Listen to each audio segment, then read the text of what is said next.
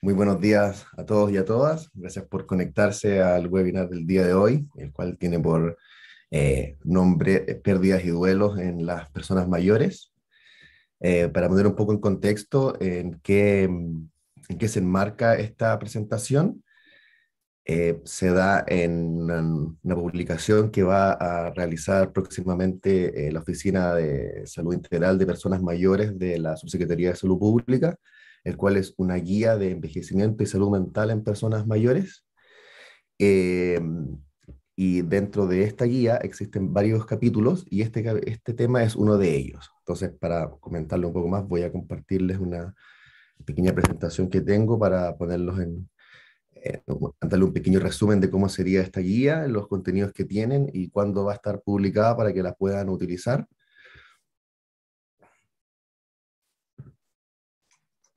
Ahí está.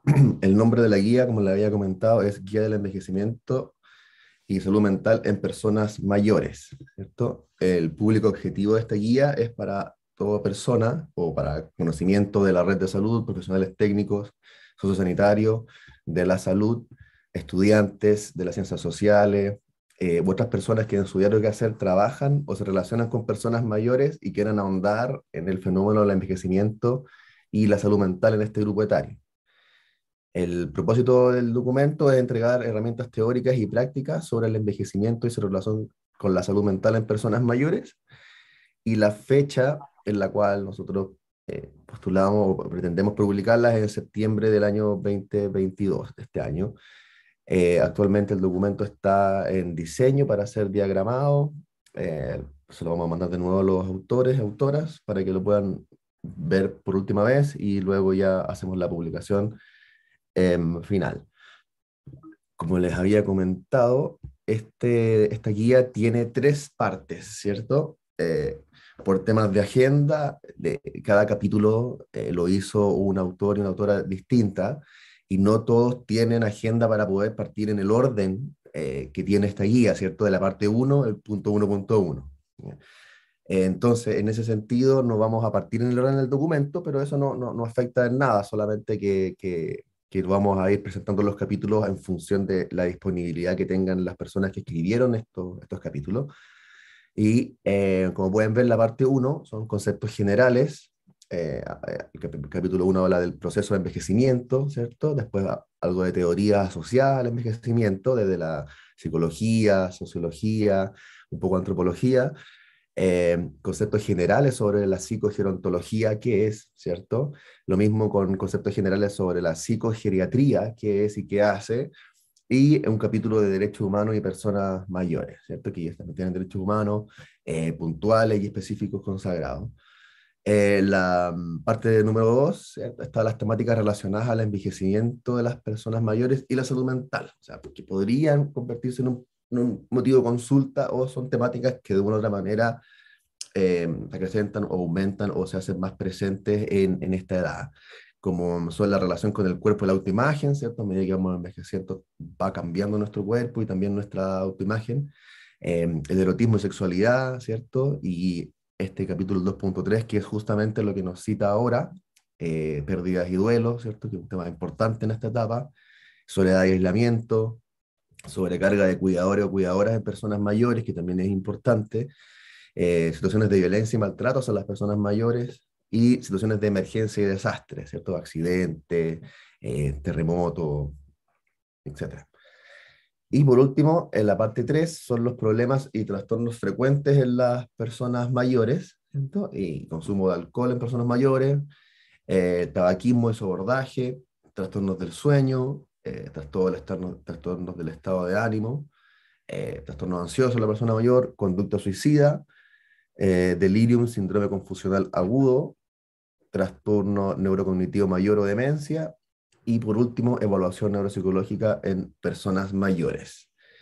Como pueden ver, es una guía bastante larga, en el sentido de completa, más que larga, bastante completa, porque tiene un poco de todos los capítulos. La extensión son 320 páginas, por eso decía lo largo, porque cada capítulo tiene más o menos 20, 22, 25 páginas, y todos tienen introducción, antecedentes del problema, y algunos tips. Todos los capítulos tienen un cuadro de resumen de las ideas centrales, como para llegar y buscar lo que uno quiere. Y si quiere leerse el capítulo entero, lo puede hacer.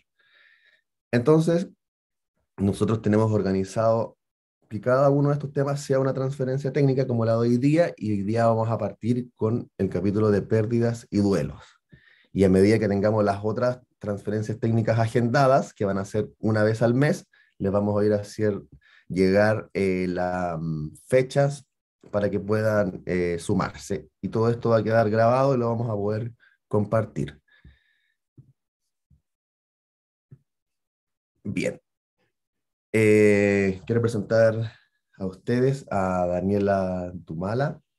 Ella es psicóloga clínica, es doctora en psicología y magíster en antropología y desarrollo, ¿cierto? Es profesora asociada del Departamento de Psicología de la Facultad de Ciencias Sociales de la Universidad de Chile. También es investigadora del Centro Interdisciplinario de Envejecimiento Saludable, CIES. También es investigadora del Centro de Gerociencia, Salud Mental y Metabolismo, GERO. Así que, Daniela, muchas gracias por estar acá. Para mí es un honor presentarte y poder escuchar tu presentación. Hola Alejandro, buenos días a todos y todas las que nos están escuchando. Que no los voy a poder ver, estoy dándome cuenta, solamente sé que están ahí. Entonces, pero bueno, vamos a tratar de que sea lo más interactivo posible. No, yo no sé, Alejandro, si pueden ir haciendo preguntas entre medio, o se hacen al final, o van en el chat y tú me avisas. ¿Cómo lo podemos hacer para...? Las preguntas las van anotando en el chat y al final de tu presentación las vamos a ir respondiendo, Ah, las voy a ir perfecto. leyendo y tú las respondes. Tú ves la parte, ya, perfecto. Entonces Sí, pueden ir haciendo las preguntas en el chat. Ya, sí, ok. Bueno, entonces, a ver, lo primero, lo técnico. Voy a tratar de compartir pantalla. ¿Dónde está? Aquí. ¿Se ve? sí. Sí, perfecto. Ya. Bueno, lo otro que te iba a pedir, Alejandro, si cuando me queden como unos 10 minutos, avísame, porque yo de repente me puedo extender y no quiero abusar de los tiempos ni nada, y para que haya tiempo para que podamos aclarar dudas o comentarios también de las personas que están, de repente quieran compartir alguna experiencia o algo parecido a lo que han escuchado, ¿ya? Súper, yo te aviso. Entonces, tú me avisas nomás y hagámoslo bien, digamos, coloquial en ese sentido, ¿ya? Sin, Ya, sin complicar. súper. Bueno, lo primero, agradezco la invitación a participar en esta instancia de capacitación.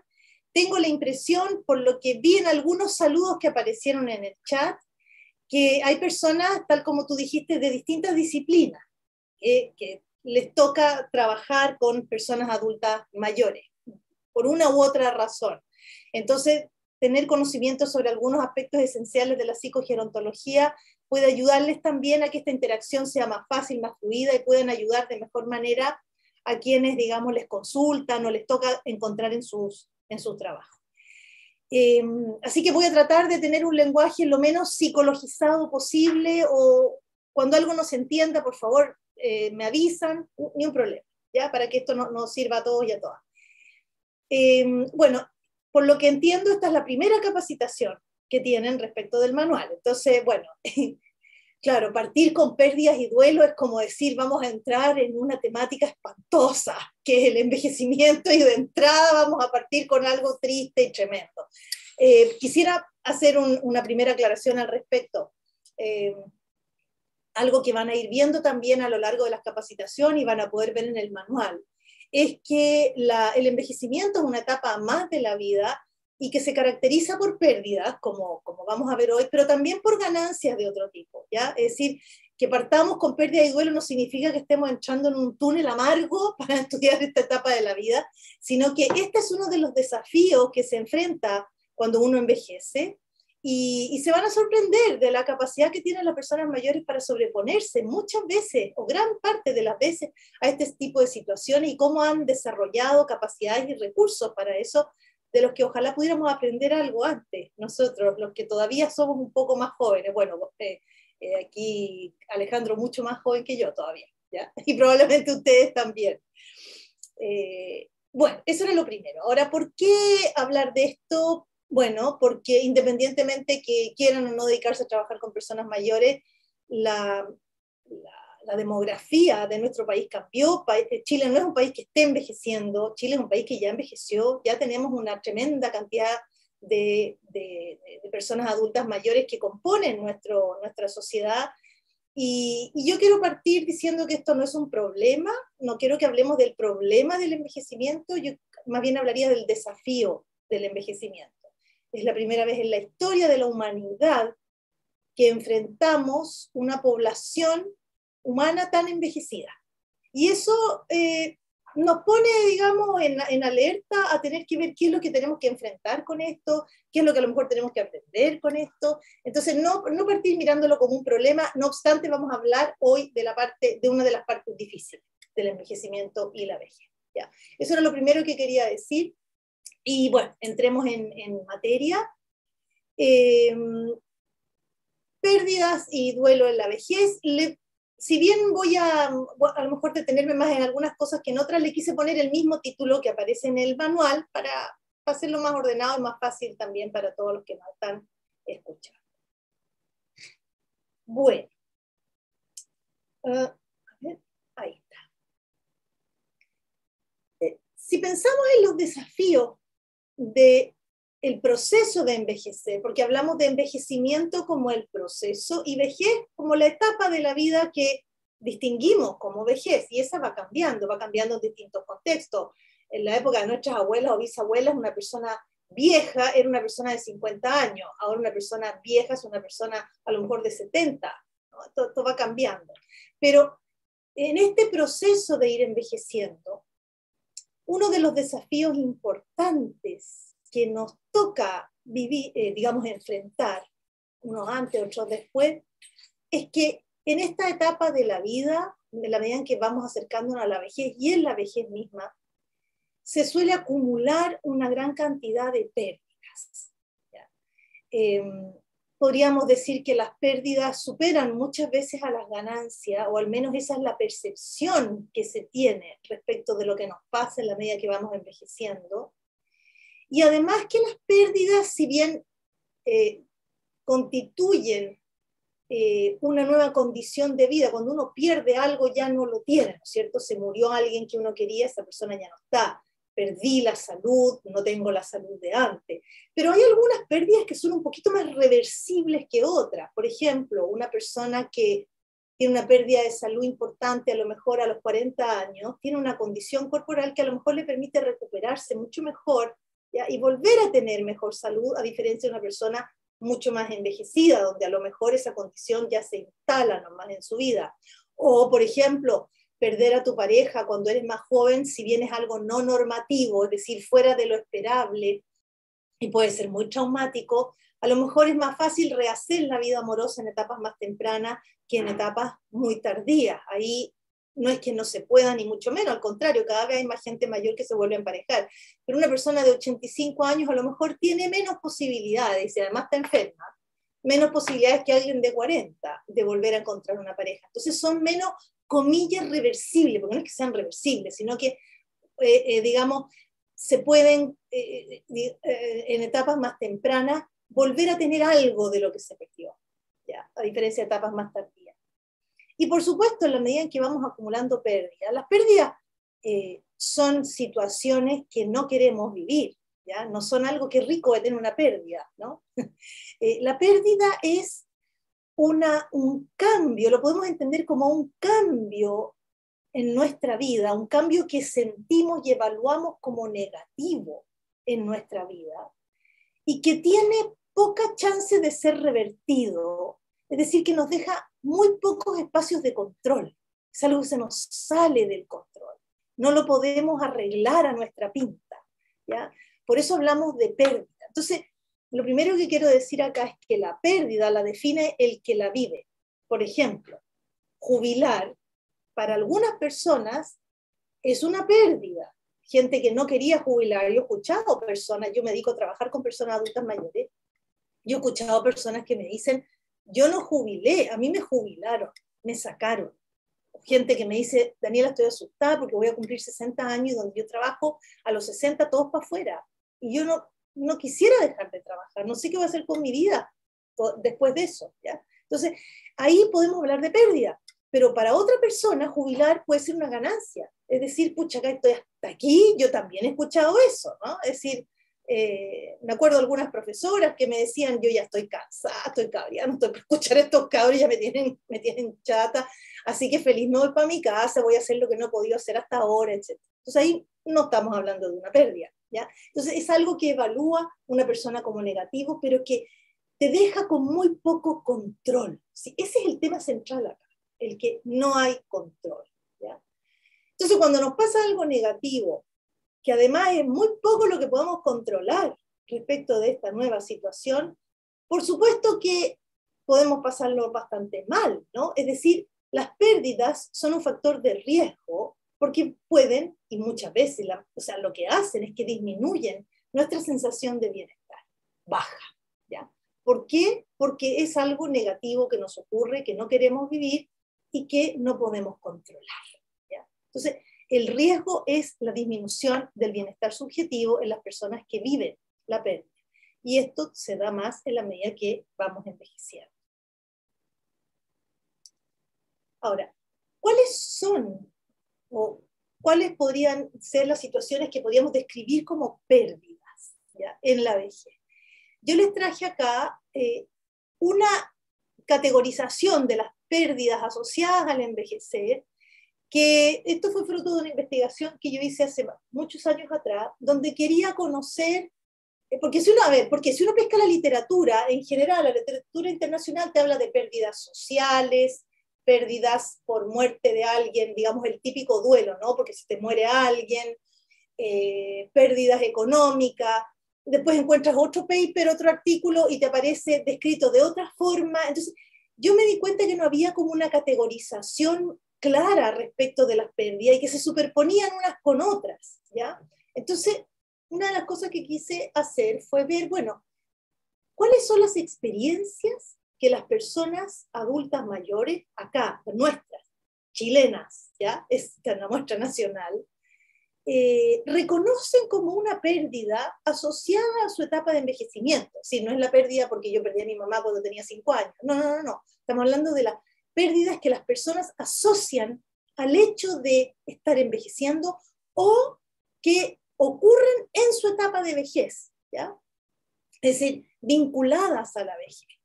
Entonces, le pregunté a la gente, esa fue la investigación, preguntarle a las personas adultas mayores, entrevisté un grupo de personas adultas mayores.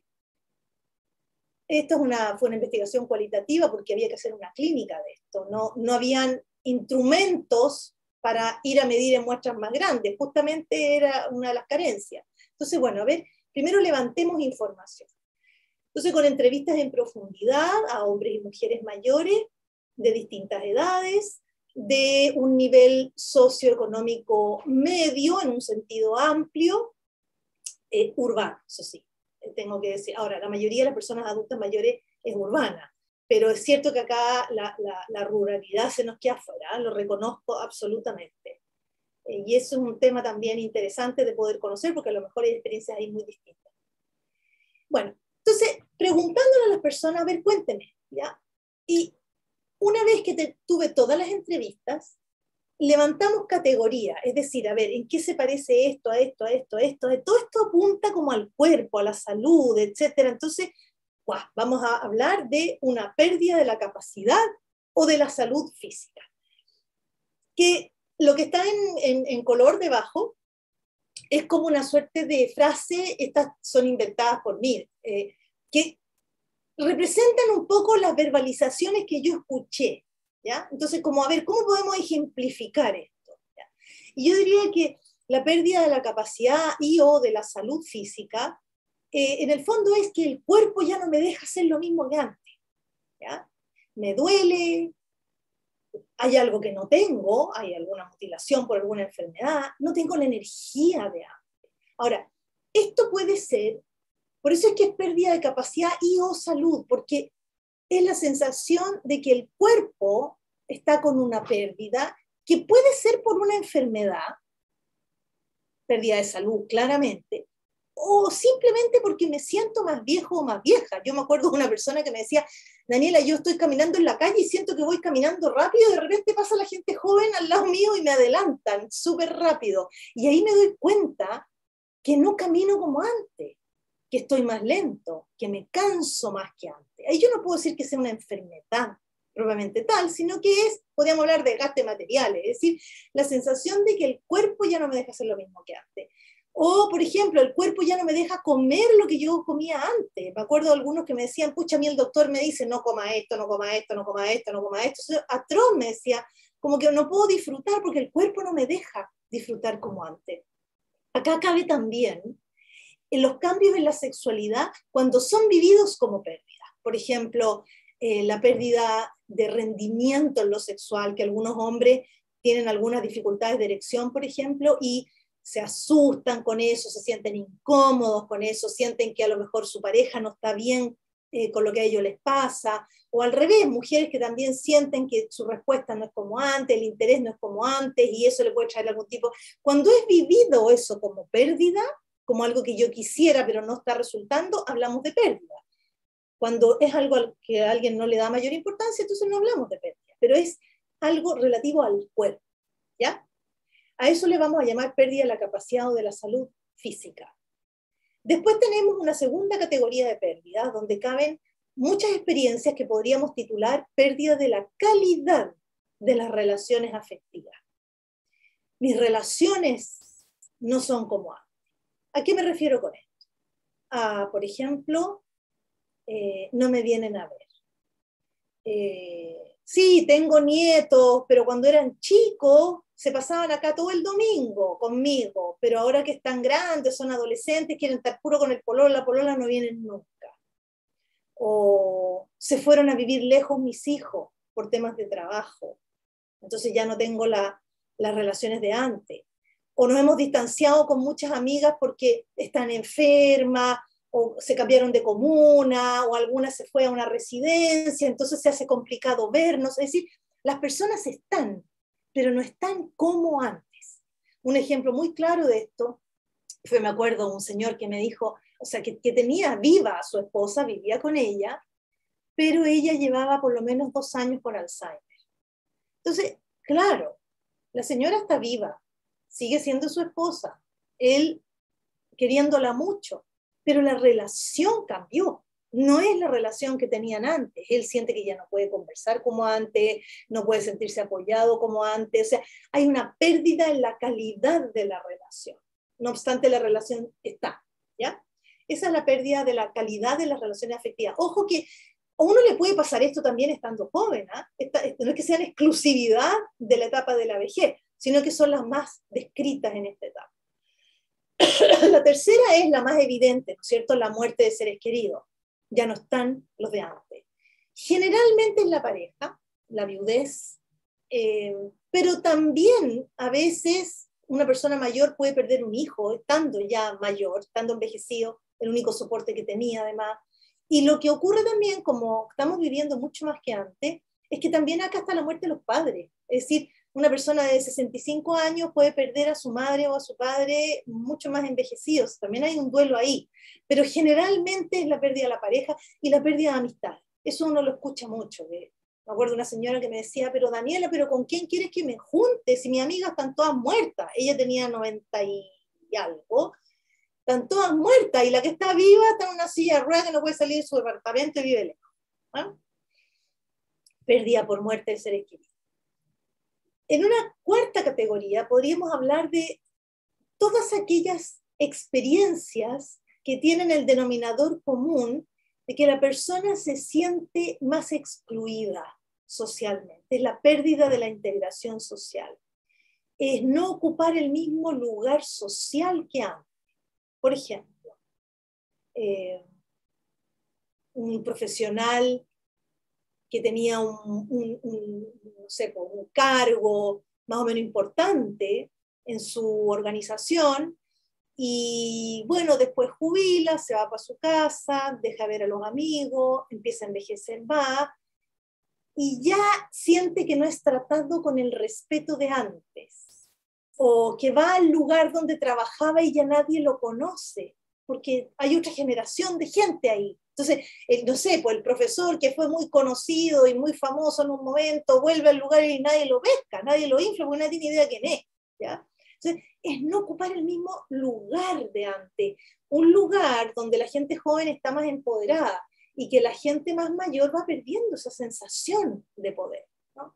No olvidemos, y algo que van a ver acá en el tema del maltrato al adulto mayor, una de las formas de maltrato es la infantilización de las personas mayores, ¿no? La sensación de que como están frágiles físicamente, entonces son como cabros chicos, ¿ya? Y mentalmente como cabros chicos también. Entonces, alguien que ocupaba un rol o que tenía una autonomía, que se paraba de una forma frente al mundo, que eso no tiene resonancia después en su entorno.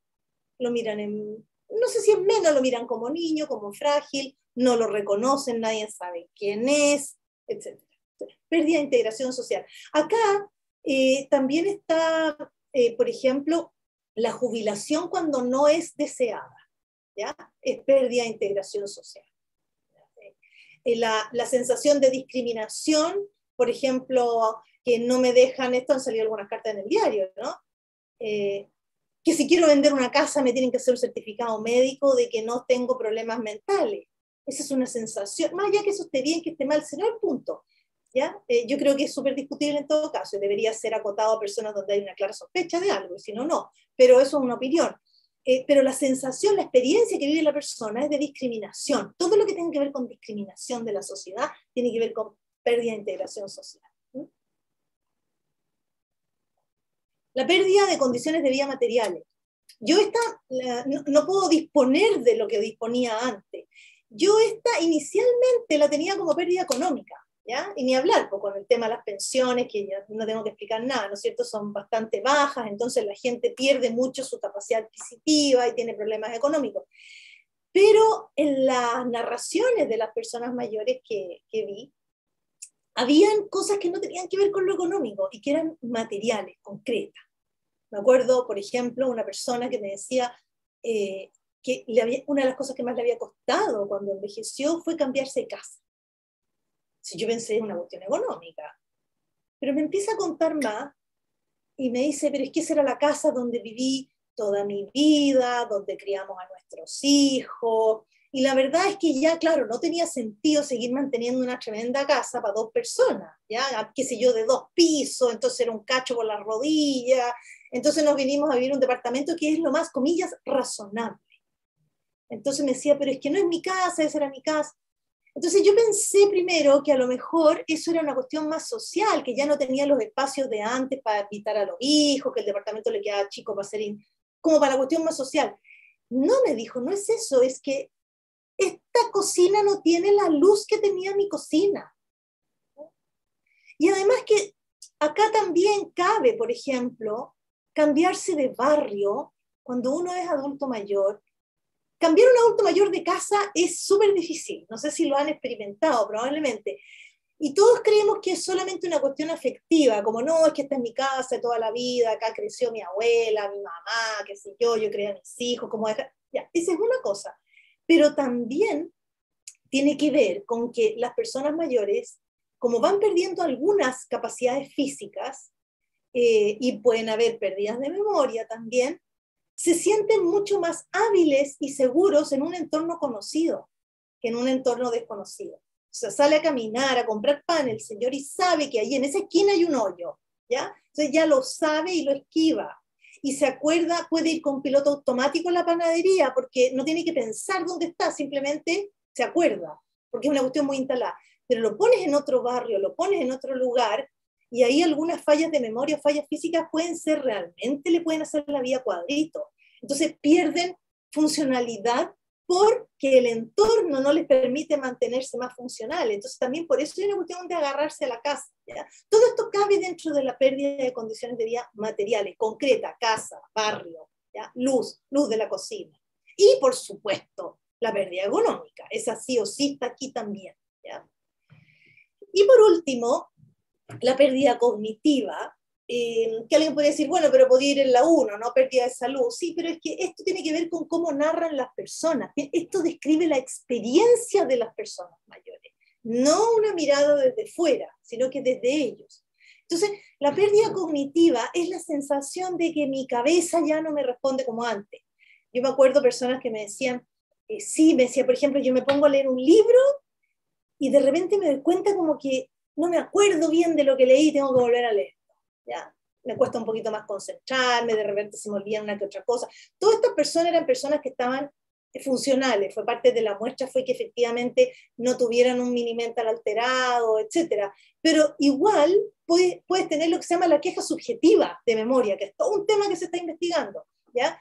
Entonces, la sensación de que la cabeza ya no tiene las capacidades que tenía, ¿ya? Me cuesta más aprender a usar el celular, en fin.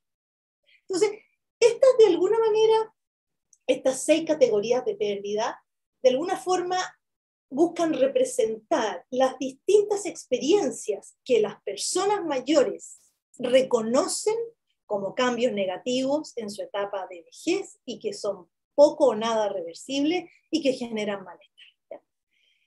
Ahora tenemos, se lo puse en la bibliografía, al final del PowerPoint les pongo alguna bibliografía, pero bibliografía que también están en el manual que les hablaba Alejandro.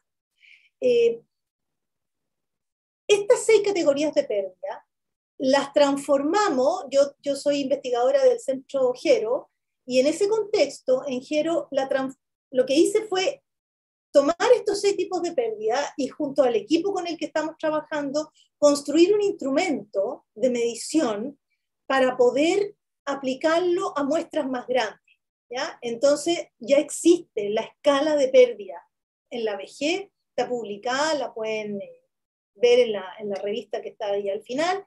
La publicación está en inglés, porque publicamos en revistas indexadas internacionales, pero la prueba es en español. Si alguien la quisiera aplicar en inglés, tendría que hacer la validación en ese idioma. Pero en el mismo artículo aparece en castellano la frase correspondiente, si no me equivoco, aparece la frase en castellano. Y si no, me mandan un correo y yo se las paso. Y construimos este instrumento que mide cuáles de estas pérdidas la persona, por ejemplo, yo le paso uno a usted el instrumento, cuántas de estas pérdidas has vivido o no. Y lo otro que preguntamos es la intensidad, es decir, qué tan intenso fue. Entonces es más o menos intensa, ¿ya? Entonces preguntamos esas 2 cosas. Ok.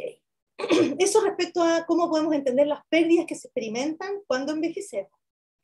Yo les traje, esto no está en el manual, y se los traje así como entre nosotros, porque esto es una investigación que hicimos también en el contexto de Gero, y el artículo en estos momentos está en revisión, esto todavía no está publicado, está en la revista en evaluación, ¿ya? Pero ya fue mandado. Se los traje porque este es el resultado de la aplicación del instrumento también en una muestra, pero más grande, de personas adultas mayores chilenas, ¿ya?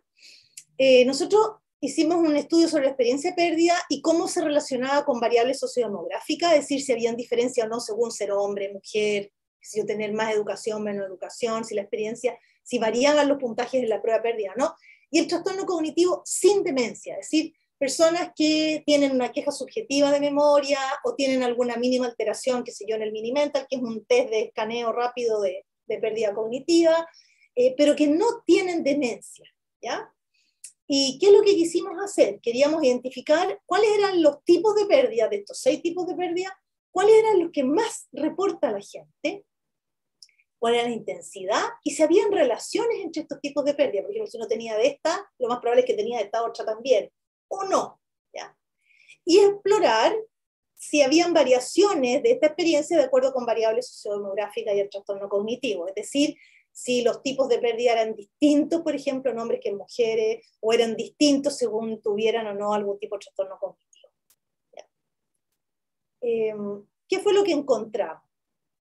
Perdón, la parte metodológica, la muestra eran 194 personas mayores, ahí uno ya puede, no es una muestra muy grande, pero sí te permite hacer análisis cuantitativo.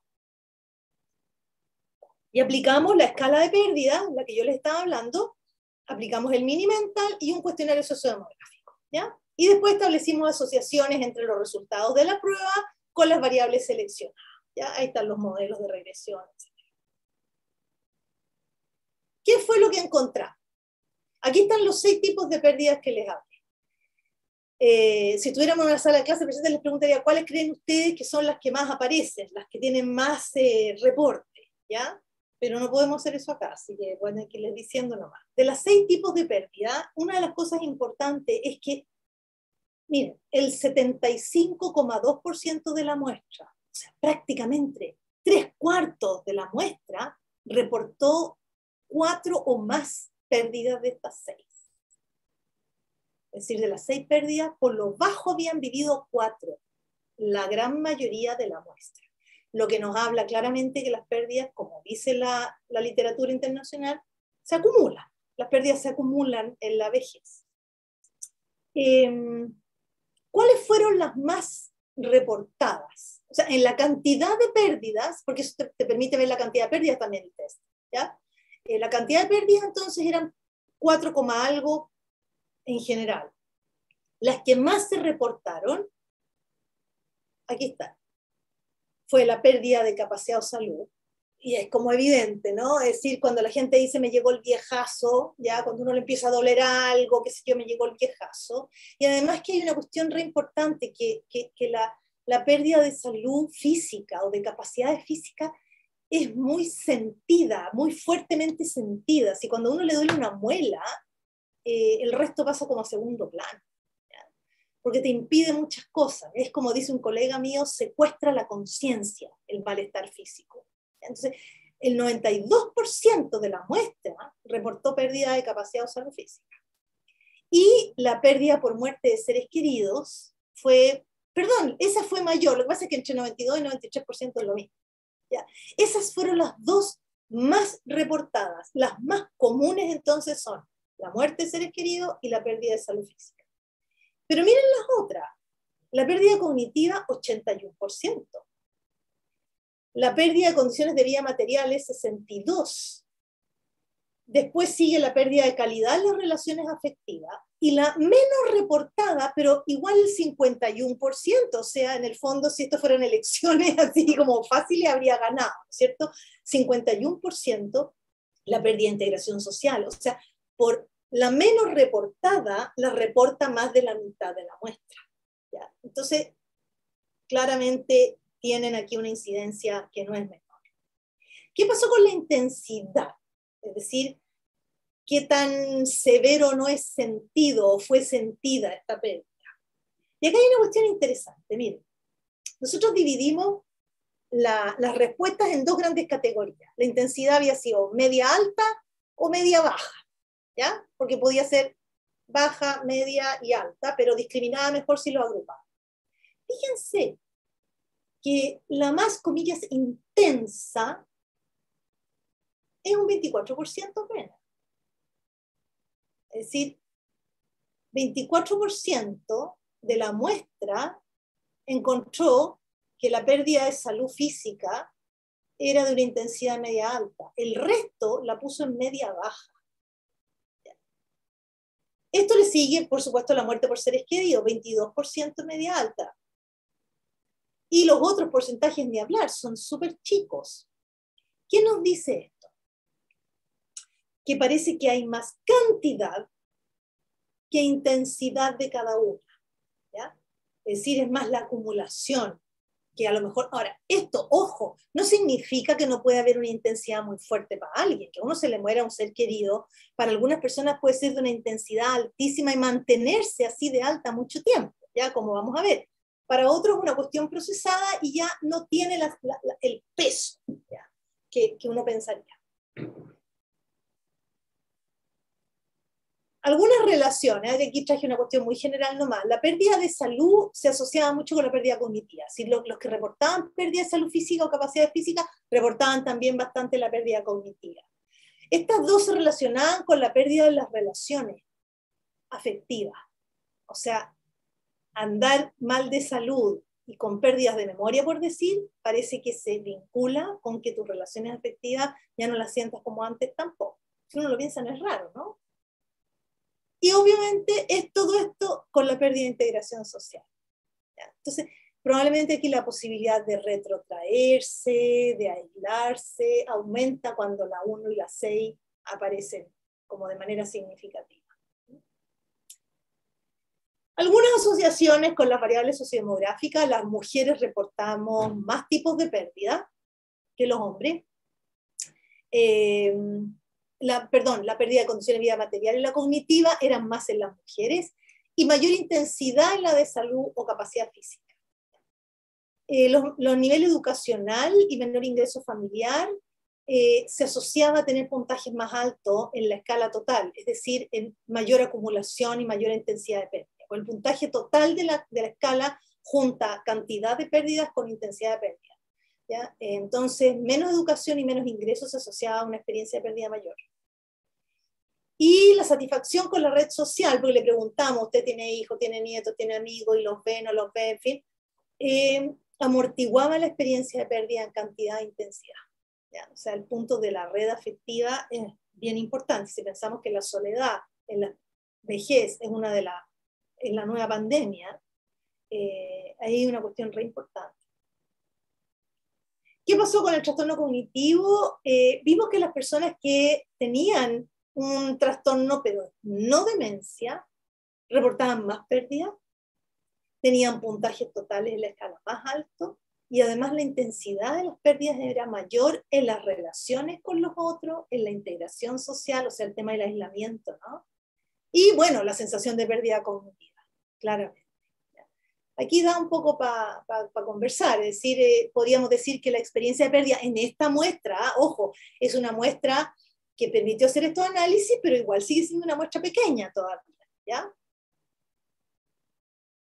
La experiencia de pérdida, al menos en esta muestra, tenía más relevancia la cantidad y la diversidad de pérdidas más que la intensidad de cada una, ¿ya? El bienestar entonces probablemente se asocie más a la acumulación de diversas pérdidas. ¿Y esto para qué nos sirve? Porque si uno conoce bien cómo están experimentando las personas mayores, los desafíos que enfrentan al envejecer y cómo algunos subgrupos pueden diferenciarse, uno puede implementar dispositivos de salud mental más focalizados y más pertinentes. ¿Ya? Ok. Yo no sé si hay algunas preguntas hasta acá. Ah, no, las dejamos al final. Me decía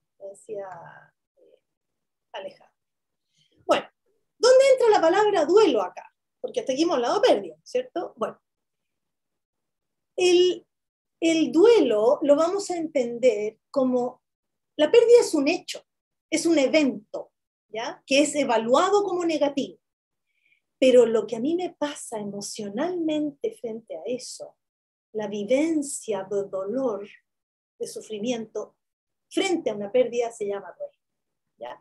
Entonces el duelo es la reacción emocional a una pérdida que es considerada importante, porque si a mí se me pierde, no sé, se me pierde un lápiz, no creo que haga un duelo por eso. Tiene que perderse algo importante para que uno entonces experimente un duelo. ¿Qué quiero poner acá? Que la palabra duelo, en un sentido técnico, aplica a cualquier reacción emocional ante cualquier pérdida que es importante. Por ejemplo, voy a poner algo que puede sonar bien raro. Bueno, ahora la gente cada vez se casa menos, pero antes la gente solía casarse más que ahora.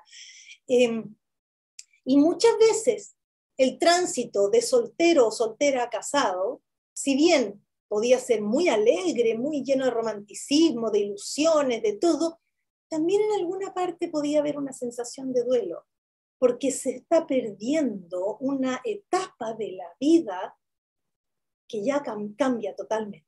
¿Ya? Hay una pérdida de algo ahí. O sea, puede haber un duelo también, no significa que el novio o la novia no estén convencidos, sino que forma parte de la vida, que cuando uno pierde algo que es importante, hay una reacción de duelo.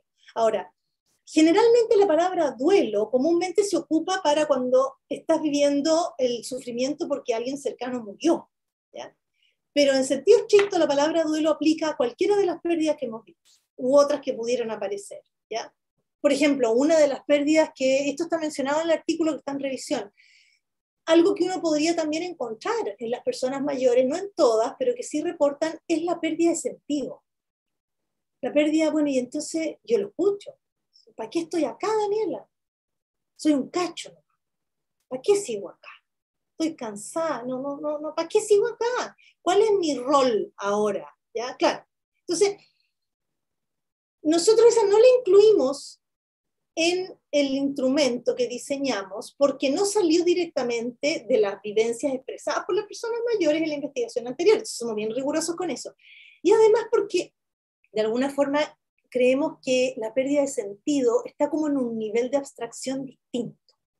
Cuando tú, por ejemplo, tienes pérdida de salud, pérdida de integración social, pérdida de relaciones afectivas, eso puede derivar y expresarse en una pérdida de sentido.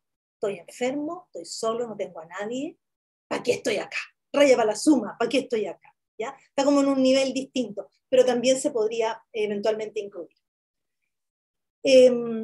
Entonces, vamos a entender el duelo como esta reacción emocional. ¿Ya? Y acá viene la típica pregunta: ¿cuándo el duelo es, comillas, patológico, comillas, complicado? ¿Cuándo requiere atención profesional? Eso no está del todo resuelto. ¿Por qué no está del todo resuelto el tema del duelo y la depresión, por ejemplo? ¿Ya? Eso también está en el documento que van a leer.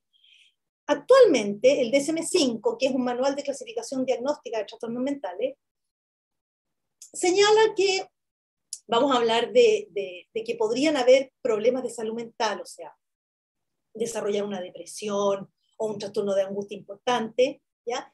Y podríamos hablar de que estamos en riesgo de eso cuando el proceso de sufrimiento y las dificultades adaptativas que hay, cuando alguien está con un duelo reciente, no sigue trabajando igual que antes, generalmente, ¿ya? O no quiere ver a nadie, deja de comer o come mucho más, o sea, hay una serie de comportamientos asociados a ese proceso que es normal, ¿ya? Eso que es normal en un inicio, si está igual después de 6 meses o de 12 meses, en el caso del DSM-5 habla de 12 meses, ya otros autores hablan de 6 meses.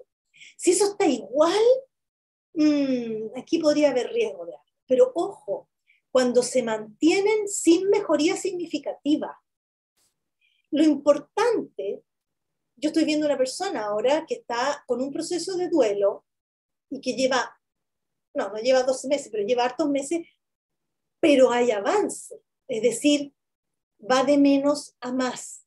Mientras vayamos de menos a más, con retrocesos, con momentos de bajón de nuevo, por ejemplo, una persona puede ir mejor en su proceso de duelo y llega el día, la fecha del cumpleaños de la persona que murió. Por supuesto que se puede ir al piso, puede estar una semana en el piso, ¿ya? O para la Pascua, para el Año Nuevo, para las fiestas, para las vacaciones, la primera Navidad sin esta persona, el primer cumpleaños de uno sin esta persona. Entonces esos son, o voy a un lugar, hay gente que me dice, y fui a tal parte, y me empecé a acordar porque aquí veníamos. Es decir, obvio que eso te puede hacer, comillas, retroceder, eso forma parte del proceso.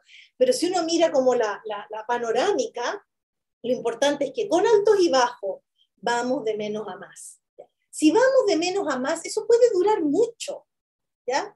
Puede durar obviamente más que 12 meses, pero vamos de menos a más. El tema es que si una persona en un año, una persona adulta en un año, está igual o prácticamente igual, o sea, sigue sin comer, sigue sin querer ver a nadie, es decir, sigue aislada, con mal ánimo, bueno, uno diría aquí esta cuestión se está poniendo de otro color, ¿ya? Y amerita algún tipo de atención. La discusión respecto de si duelo y depresión hablan de lo mismo o no hablan de lo mismo, es una discusión que está en el texto, no vamos a andar en eso ahora, salvo que en las preguntas después haya algo. El punto es que, claro, desde la perspectiva tradicional hasta el DSM-4 se diferenciaba el duelo de la depresión. Entonces, cuando alguien tenía síntomas depresivos, pero estaba cursando duelo, no se le diagnosticaba como depresión porque era una categoría diagnóstica distinta. Pero después se empezó a ver que, pucha, que en realidad se parecen bastante y que podríamos pensar entonces que una persona sí puede estar deprimida aun cuando esté en un proceso de duelo. Entonces no son excluyentes. ¿Ya? Bueno, para hacer el cuento corto, más allá de eso, lo que sí hay bastante consenso es en esto, es en la mantención sin mejora significativa durante mucho tiempo. Ahí, más allá del nombre que le pongas a eso, si es duelo complicado y no depresión, o es una depresión por un duelo, ponen el nombre que queráis. Pero si esto está igual o casi igual después de harto tiempo, esa persona necesita ayuda. Ahora, otra cosa que es importante es que una persona puede necesitar ayuda aun cuando no cumpla con estos criterios. Por ejemplo, una persona puede experimentar una pérdida, sentirse muy mal con eso y considerar que necesita estar acompañada o acompañado en este proceso, porque siente que no tiene con quién hablarlo, que no sabe cómo enfrentarlo. Claro, no aplica aquí el diagnóstico externo, no importa. Si una persona considera que en este proceso requiere transitar con ayuda profesional o con ayuda de alguien, bien, eso también es digamos, algo que hay que reconocer, ¿ya? Hasta acá, no sé cuánto rato llevo, hasta acá el tema del duelo. ¿Y cómo va a ser este proceso de duelo en una persona? Va a tener que ver con lo significativo que ha perdido. Si ha perdido algo muy, muy, muy, muy significativo, probablemente ese duelo va a ser mayor a que si perdió algo importante, pero no tan importante. Es decir, la viudez no es vivida igual por todas las personas. Para algunas personas que, es decir, uno ha escuchado viudas que dicen ahora estoy mucho mejor que antes. ¿Ya? Eso pasa también. ¿Ya? Lo significativo de la pérdida es un elemento. El entorno donde está la persona, los recursos que disponga en su entorno también es otro elemento importante. Y algo que yo me voy a centrar son los recursos psicológicos de las propias personas que enfrentan una situación de duelo. Y acá un concepto importante, interesante y que es de la psicología es el concepto de afrontamiento. ¿Ya? Lo que los gringos llaman los coping processes, es decir, los procesos de afrontamiento. ¿Qué son los procesos de afrontamiento? Son la forma en que cada uno de nosotros le hace frente al estrés. Eso es. Hay personas que van a la pelea, hay personas que se arrancan, hay personas que se congelan, ¿no? Estas son como las tres respuestas muy básicas de la evolución de los organismos vivos, ¿no es cierto? Lo que se llama fight or flight or freezing, es decir, pelear, arrancarse o congelarse, ¿no? Disociarse de alguna forma. Son como las respuestas más fundamentales, pero sobre eso se han construido un montón de otras respuestas mucho más sofisticadas dadas por nuestra cultura y nuestro desarrollo cognitivo. Entonces, por ejemplo, una persona puede, frente a dificultades, siempre pedir ayuda de terceros, ¿ya? Esa es una forma de afrontar. Otras personas, por ejemplo, regulan sus emociones y son capaces de bajar los niveles de estrés porque se ponen a pensar en cosas positivas o en eventuales soluciones. Esa es otra manera de enfrentar. Es decir, ¿cómo enfrentamos lo que nos cuesta? ¿Cómo enfrentamos los problemas de la vida? ¿Qué hacemos en términos de qué hacemos, no solamente qué hacemos conductualmente que alguien pueda verlo, porque uno puede hacer cosas dentro de la cabeza, ¿cierto? Sí o no, uno puede estar un día entero rumiando una cuestión que le preocupa, eso es hacer algo, ¿ya? Que le sirva o no es otra cosa, pero eso es hacer algo. Entonces son todas las acciones internas o externas que desplegamos para lidiar con el estrés. ¿Nos resulten o no nos resulten?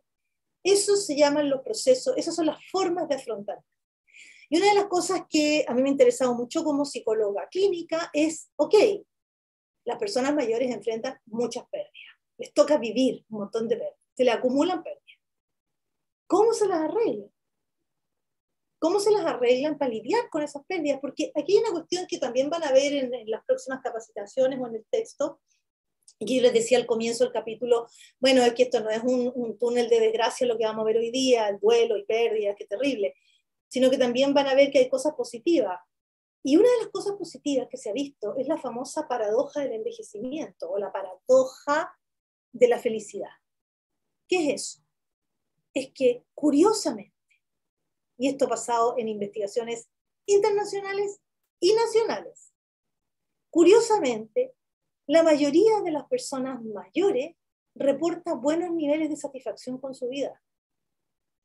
Ustedes dirán, pero ¿cómo? Si la vejez, se te acumulan pérdidas, estás lleno de problemas, no tenés plata, estás enfermo, estás solo, te mueres, te duele la rodilla, te duele todo. y reportan buenos niveles de satisfacción con la vida. ¿Aló? Es decir, ¿cómo es esto? Como se contradice, se habla de una paradoja. ¿Ya? Ahora, ojo, esto no significa que no haya un montón de personas mayores que se puedan deprimir. No. Si hay algo que caracteriza a la vejez es una diversidad enorme, enorme, enorme. Lo van a ver en los elementos centrales de la psicogerontología. Hay mucha diversidad en las personas mayores, tal vez más que en otras etapas de la vida. Pero los datos muestran que muchas personas reportan buenos niveles de bienestar. La gente que yo entrevisté, cuando levanté esas 6 categorías de pérdida, ustedes dirán, ¿estaban todos en el piso llorando? No, estaban bien, estaban bastante bien. La mayoría estaba bastante bien. Entonces tú decís, ¿cómo? ¿Ha pasado el tiempo? Sí, ha pasado el tiempo, pero yo he visto gente a la que le pasa el tiempo y sigue igual. ¿Cómo lo hace? ¿Qué hay ahí? Y por eso me puse a investigar cómo afrontan o enfrentan, es lo mismo, lo que pasa es que afrontamiento es la palabra técnica. ¿Cómo afrontan las personas mayores sus pérdidas? ¿Cómo tramitan su duelo? ¿Cómo se las arreglan con esto? Y aquí entramos entonces en la segunda etapa de lo de hoy, que tiene que ver con la parte de la solucionática, por decir, no solo la parte difícil. Y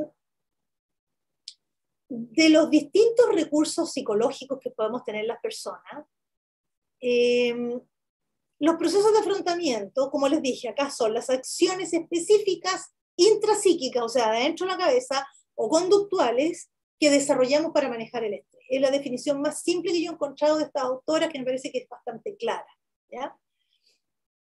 Cuando hablo de recursos psicológicos, y entre ellos los procesos de afrontamiento, porque también hay otros, por ejemplo, hay rasgos de personalidad, hay algunas personas que tienen la fortuna de ser menos estresables que otras, ¿ya? Eso se llama que tienen menos niveles de neuroticismo. Me carga la palabra, pero los niveles de neuroticismo tienen que ver con qué facilidad yo me estreso, me pongo nerviosa, me asusto, me puedo bajonear, ¿ya? Y eso tiene que ver con nuestro sistema nervioso, con nuestra herencia y también con toda la vida que hemos tenido, pero hay unas cuestiones bien constitutivas, ¿ya? Si uno ve dos guaguas chicas y eso se llama temperamento, antes que se instale la cultura, una que llora todo el día y la otra que está plácida, bueno, hay una que salió afortunada y la otra le va a tocar un poco más pesado.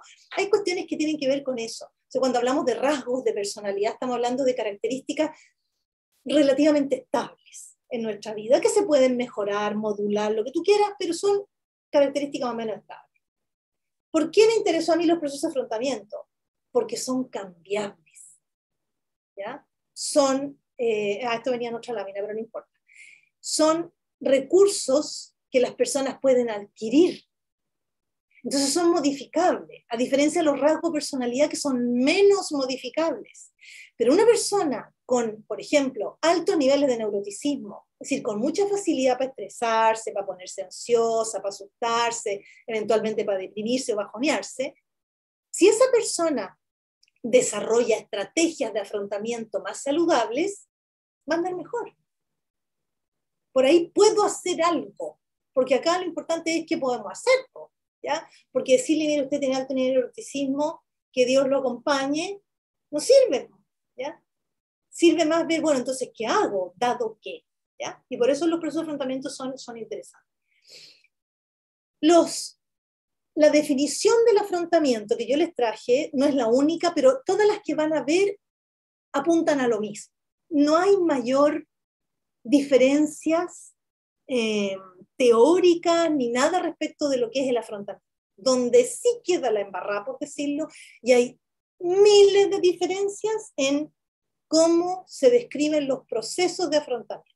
Es decir, estas acciones específicas, las acciones, ¿cuáles son? ¿Cuáles son?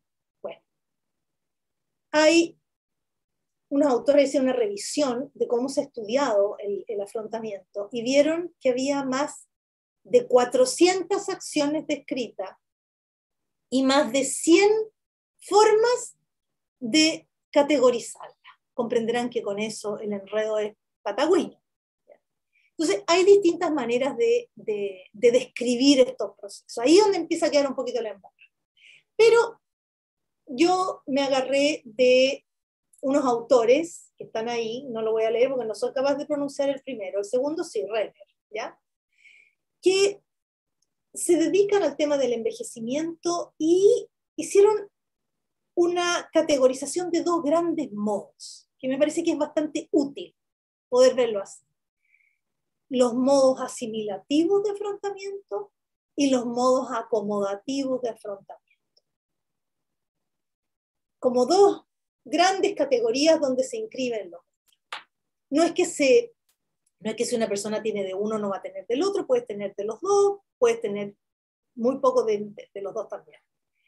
Los modos asimilativos, la palabra no dice mucho, pero yo quise ser lo más textual al origen del texto, ¿ya? Los modos asimilativos son todas aquellas acciones que emprendemos para cambiar la situación que no nos gusta, ¿ya? Es decir, cuando uno despliega un afrontamiento, cuando la experiencia que tengo, es decir, cuando lo que yo quiero, las metas que yo tengo, poco y nada tienen que ver con la realidad que estoy viviendo, ¿no es cierto? Entonces lo que hago es cambio la realidad, la ajusto a lo que a mí me interesa. Por ejemplo, no sé, pues, tengo 10 kilos de sobrepeso, lo que yo quiero es tener 10 kilos menos, esa es mi meta, mi realidad es que tengo 10 kilos de más, hago una dieta, voy a una nutricionista, cumplo la dieta y bajo los 10 kilos, ¿sí? Tengo que enfrentar un examen, una prueba que es difícil, ¿ya? No sé mucho, quiero que me vaya bien, pero no sé mucho, por lo tanto mi realidad me muestra que no sé lo suficiente, entonces me largo a estudiar como loca, me pongo súper matea y entonces ahora sé algo. Es decir, arreglo la situación, tengo control sobre la situación y por lo tanto la ajusto la realidad a lo que yo quiero. Hasta ahí vamos bien. El punto es cuando eso no se puede. Se murió la persona que yo quería y ¿qué voy a hacer? No la puedo resucitar. Me diagnosticaron una enfermedad progresiva, una enfermedad neurodegenerativa, me diagnosticaron un Parkinson. El Parkinson, si bien puedo tomar medicamento y todo para retardarlo, es una enfermedad que no tiene cura en términos que a alguien se le quite el Parkinson. Es una enfermedad que va para adelante, más lenta, menos lenta, con más dificultades, con menos dificultades, lo que tú quieras, pero va para adelante, ¿ya? Cuando nos encerraron con el tema de la pandemia, había que encerrarse nomás, con todas las pataletas que podían haber, lo que uno quiera, pero había que encerrarse. Es decir, hay hartas situaciones en la vida, la verdad es que más de las que uno cree, que no podemos controlar. Y adivinen ustedes dónde están las pérdidas. Están ahí. Y el modo acomodativo es que cuando esta diferencia entre lo que yo quiero y lo que estoy viviendo es una diferencia y no puedo ajustar la realidad a mí, lo que yo hago es que yo me ajusto a esa realidad. Ese es el modo acomodativo, que en nuestra cultura es bien poco desarrollado. ¿Ah? La cultura occidental moderna es que vamos a cambiar toda la pinta nuestra, ¿sí? Pero no siempre se puede. Muchas veces no se puede y es mucho más lo que no controlamos que lo que controlamos. Pero las pérdidas lo hacen muy evidente. Cuando yo vivo una pérdida es más lo que no controlo que lo que controlo. Si yo tengo un Parkinson, me tomo los remedios, hago ejercicio físico, me mantengo con movilidad, etc. Todo eso es asimilativo. Es lo que estoy haciendo para tratar de revertir o detener lo más posible, para controlar lo más posible la situación que no me gusta. Pero no es suficiente. No es suficiente para poder lidiar bien con eso. Tengo que también ajustarme a mi nueva vida. En el fondo es aceptarla. Ustedes dirán, aceptación, sí, pero ¿cómo? ¿No? Es ajustarse, es aceptar. Y aquí hay una cuestión que es interesante porque la acomodación no es una resignación amarga, no es que terrible mi vida y voy a estar en el sufrimiento eterno. Esto es el valle de lágrimas, no. La acomodación lo que genera es una disminución de los afectos displacenteros, lo que se llaman afectos negativos. Es decir, baja el malestar. Y se asocia a una sensación de paz o tranquilidad respecto de la pérdida. Esto yo también lo pude ver y constatar con personas mayores que entrevistamos en una segunda investigación después, ¿ya? De cómo me interesó ver el tema de la acomodación. ¿Cómo nos ajustamos a lo que no controlamos? Y lo que les puedo decir es que cuando una persona ha logrado la acomodación, eso es lo que le ocurre. ¿Ya? Es decir, no es el resignado así amargo, no, ahí no hay acomodación, ahí hay otra cosa, ahí hay resistencia. ¿Ya? Y les traje acá el paradigma de esto. Acepta, no es resignación, pero nada te hace perder más energía que el resistir y pelear contra una situación que no puedes cambiar. No es fácil. No nos enseñan a esto, nos enseñan a asimilar en general. ¿Ya? Y esto es algo que uno a veces lo aprende un poquito a patada en la vida, si es que lo logra aprender. Es esta aceptación en paz. La verdad es que cuando uno le pone resistencia a algo inevitable, si uno lo mira desde el punto de vista de la física, ¿no? El desgaste es brutal. Es muy desgastante estarle poniendo resistencia a algo que no puedes controlar. En cambio, respirar hondo y aceptarlo, uno dice, pero es que eso me hace peor. No. Suelta, relaja y disminuye el estresor. Es tanto que hasta en el dolor crónico eso ayuda, por ejemplo.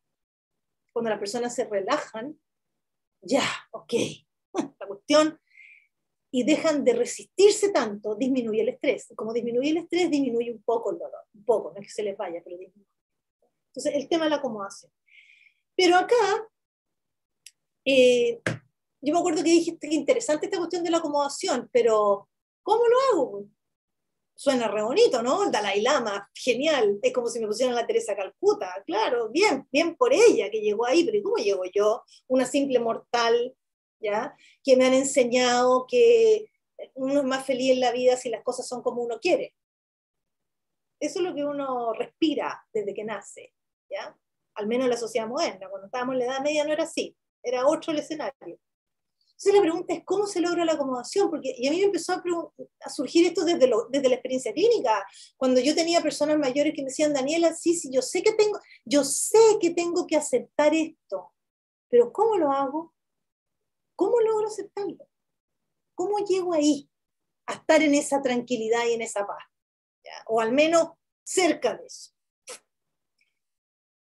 Y que me disminuyan, por lo tanto, niveles de estrés y me sienta mejor y tenga mejor bienestar. ¿Cómo recupero mi bienestar finalmente? Entonces, dijimos, bueno, preguntémosle a los adultos mayores, nuevamente. Hicimos una investigación para ver qué procesos ayudaban. Y acá hay una cuestión que quiero aclarar antes. La acomodación y la asimilación no es que sean enemigas entre sí. Es más, pueden tributar una a otra. A ver, una persona puede tener grandes capacidades para acomodar y también muchas capacidades para asimilar, o bajas y bajas, o alta y baja, baja o alta. ¿Ya? El punto es cómo vamos logrando equilibrar lo que hay que aceptar con lo que podemos cambiar. ¿Ya?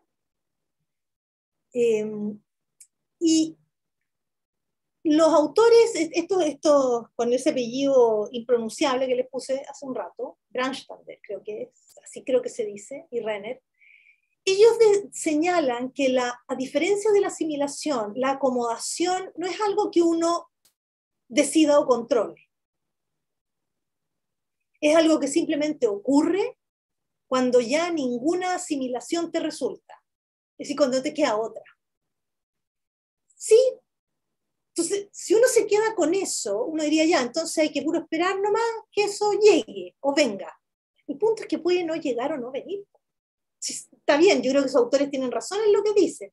No es algo que uno ande buscando, deseando. La acomodación aparece cuando lo otro ya no se puede, cuando no queda otra. ¿Ya? Pero resulta que alguien puede no lograrla. Es como el olvido. Probablemente más de alguno o alguna que nos está escuchando ha vivido alguna vez en su vida una relación de pareja fatal y que lo único que quiere uno es olvidar, ¿ya? Uno no puede obligarse a olvidar. Casi que mientras más se obliga, más se acuerda, ¿no es cierto? Sí, es cierto. No se puede el olvido decidir, listo, hoy me olvido. Ojalá uno se habría librado a cada pastel con mucha más facilidad, ¿no es cierto? Eso no se puede, igual que la acomodación. Hoy me acomodo. No, de acuerdo, estoy de acuerdo con esos autores. Pero uno puede no decidir olvidar, está bien, pero uno puede llevar una vida que te ayude a olvidar o llevar una vida en que te quedes pegado y no olvides nunca. O sea, uno puede hacer o no hacer cosas que favorecen o no que se instale el olvido, que se instale la acomodación. Si yo decido no salir nunca más con nadie, poner fotos del sujeto en cuestión por todas partes y andarme pegando la cabeza contra la muralla todos los días, es más difícil que me olvide. Si decido hacer otras cosas, el olvido va a llegar solo. ¿Ya? Y con la acomodación nosotros nos preguntamos, ¿y no podrá pasar algo así? ¿No será que hay ciertas cosas que uno puede hacer, y esas son asimilativas, pero que tributen a la acomodación, que ayuden a que la gente pueda lograr más tranquilidad y más paz? Entonces hicimos esta otra investigación. ¿Y qué fue lo que hicimos? Hicimos entrevistas en profundidad nuevamente a personas mayores que habían experimentado pérdida y pudimos en la misma entrevista también sondear, son entrevistas que las personas tenían experiencia clínica también, pudimos sondear quiénes habían logrado ya la acomodación y quiénes no. La mayoría había logrado la acomodación, nuevamente aquí los viejos la llevan, ¿cierto? Pero habían algunas personas que no. Y fíjense que no tenía mucho que ver con el tiempo. Uno dirá, bueno, el tiempo lo cura todo. Sí, pero no todo. El tiempo por sí mismo no es suficiente. Nosotros vimos, por ejemplo, yo me acuerdo de una persona que llevaba como 17 o 20 años enojado. Enojado porque había vivido una separación, estando ya viejo, y seguía enrabiado. Y me acuerdo que me dijo, Daniela, yo me estoy transformando en un viejo amargado. Entonces tú dirás, había pasado harto tiempo. Harto, ¿no? Estaba casi igual que al comienzo. Entonces dirás, aquí el tiempo por sí mismo no es suficiente. Podríamos decir que es una condición necesaria, apelando a la lógica. Claro que sí. Es una condición necesaria, pero no suficiente. Entonces, y hay una cuestión interesante, ¿eh? Que uno pensaría la gente que no ha acomodado es gente que anda más triste. Y por lo menos en la muestra nuestra, los que no habían logrado la acomodación, los que más andaban eran enojados, enrabiados, con la vida, con Dios, con el destino, con la suerte o consigo mismo. Interesante, ¿no? Nos llamó la atención eso. Porque también hay mucha gente que cae en una cuestión más triste, más depresiva, pero la rabia apareció como una cuestión bien importante. Bueno, entonces le preguntamos cómo alguien se puede ayudar a esto. Entonces le preguntamos a las personas mayores. ¿Y qué fue lo que encontramos? Nosotros dividimos, antes que lean esto, nosotros dividimos, lo retroceder para que no se me pierda. Dividimos entonces a nuestro grupo de personas mayores en los que habían logrado la acomodación y los que no habían logrado la acomodación. Y empezamos a ver qué hacía cada uno, para ver cuáles procesos se asociaban a acomodar o no acomodar. Y vimos que había una serie de procesos que contribuían a la acomodación, a este ajuste en realidad, y otros que no ayudaban. Porque los procesos de afrontamiento en sí mismos no son buenos o malos, depende para qué se usen y en qué contexto, ¿ya? Entonces vimos eso. Y tampoco era que los que no acomodaban no hacían nada de los que acomodaban o al revés. Era un tema como de recurrencia, ¿ya? Es decir, los que no acomodaban utilizaban mucho más mecanismos de afrontamiento que no resultaban efectivos. Y los que acomodaban también ocupaban mecanismos no efectivos, pero ocupaban mucho más mecanismos que sí eran efectivos. ¿Ya? ¿Qué fue lo que vi? ¿Cómo estamos del tiempo? Ya estamos terminando. ¿Estamos bien, Alejandro? Estamos súper bien. Estamos súper bien, ya. Entonces puedo explicarlo un poquito, porque como no todas las personas son psicólogos, psicólogas, puede quedar medio... Vimos que habían muchas formas de afrontamiento que eran efectivas, ¿ya? Anticipar, por ejemplo. ¿Sí? Yo sé que me van a jubilar, así que me voy a preparar, por ejemplo. Ojo, yo sé que vamos a envejecer, así que preparemos. Reconocer, ustedes dirán reconocer. Sí, reconocer, aunque no lo crean, no es tan fácil. Es ver lo que hay. Esto es así. No es de otra manera. No le voy a poner color rosado, nada. Esto es así. Esta es la realidad que me toca vivir. Verla en toda su dimensión. Eso no es fácil y tampoco pasa de buenas a primeras. Hay mecanismos de negación, por ejemplo, o que podríamos llamar de escape, como están en poco efectivo, que hacen que uno retire absolutamente la conciencia de la pérdida, y eso es normal en un comienzo, ¿ya? Tragarse una pérdida no es fácil, requiere tiempo, pero el poder ir reconociendo, esta es mi realidad, ayuda muchísimo. Distraerse también, es decir, no estar todo el tiempo mirando la pérdida, darse un espacio para ver una película, para hacer algo grato, es decir, sacar de la conciencia, del foco de la conciencia la pérdida y poner el foco en otras partes y darse respiro, darse descanso, darse algo grato y después volver. Eso es distraerse sanamente.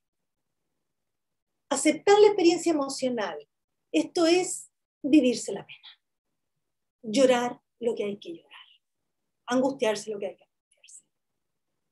Y si uno requiere apoyo para eso y contención y ayuda, perfecto, hágalo, ¿ya? Pero aquí no nos vamos a poder saltar